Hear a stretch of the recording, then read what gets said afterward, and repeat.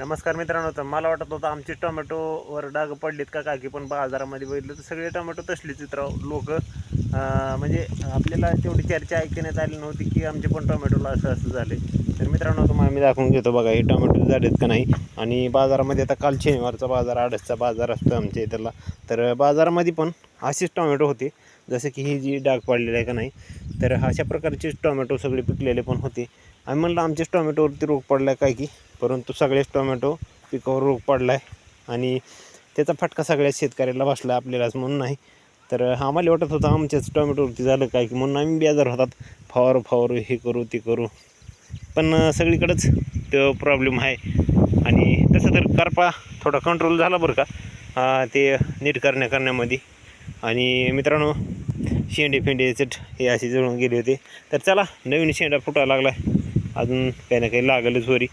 पण मित्रांनो टोमॅटो असेच आहेत सगळीकडं, तुम्ही घाबरून जाऊ नका. तुमच्याच टोमॅटोला असं झालं आहे अशातला भाग नाही.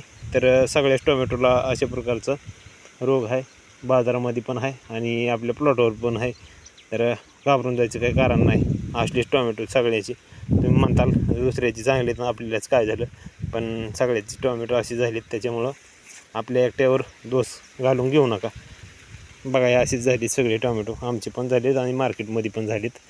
हे बघू शकता, हे बारक्याला पण आहे मोठ्याला पण आहे. ठीक आहे, हे बघू शकता. बाकी काय व्यवस्थित आहे. मग आमच्याकडं थोडा पाऊस पडला काल, थोडा जास्त पाहिजे होता परंतु थोडाच झाला. तुमच्याकडे पडला का पाऊस सांगा कमेंट करून. आणि मार्केट सध्या आमच्याकडे 300 रुपयापर्यंत आहे.